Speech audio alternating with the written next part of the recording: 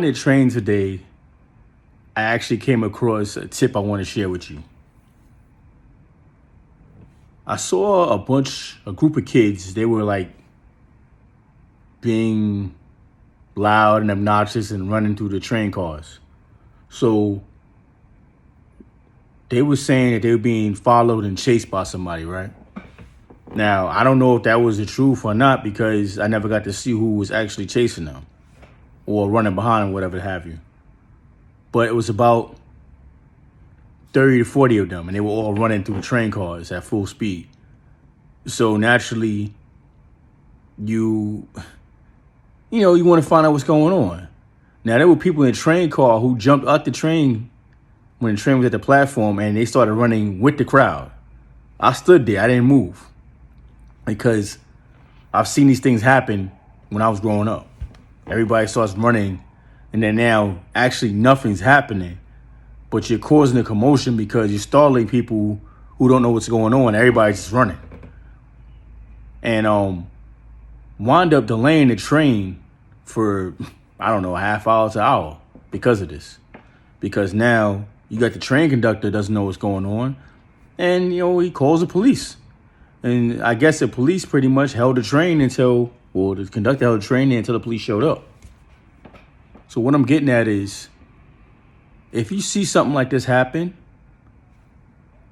don't run. The first thing you should do, check your surroundings, see what's going on.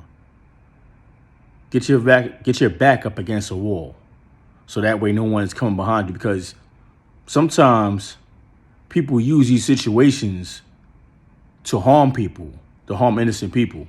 They'll do something like that. The next thing you know, you check your pockets and somebody went in your pocket as you're running by or something like that. Or maybe they'll knock you down, or maybe they'll try to corner you and maybe assault you with the diversion of just running, making it look like there's an incident. So I say put your back against the wall, check the surroundings, see what's going on, give a good visual and see what's going on. Don't panic. That's the main thing right there, because this is what these type of situations bring about, is panic. And people that are malicious and doing something wrong at the moment, that they're trying to cause a scene because they want to do something, you got to be looking out for that. That's usually when, now, as a grown man now, those are the first things I look out for, is people with malicious intent. I'm not so much looking now as out of fear or looking at, see what's going on, trying to be quote unquote nosy. I put my back on the wall and I just observe the situation before I act out of character, so to speak. So just a little tip. And if you can, try to maybe find a train car that's the least populated.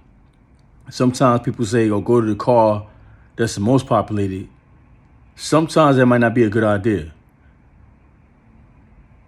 There's really no way to call it, but whatever train car you do go in, map it out.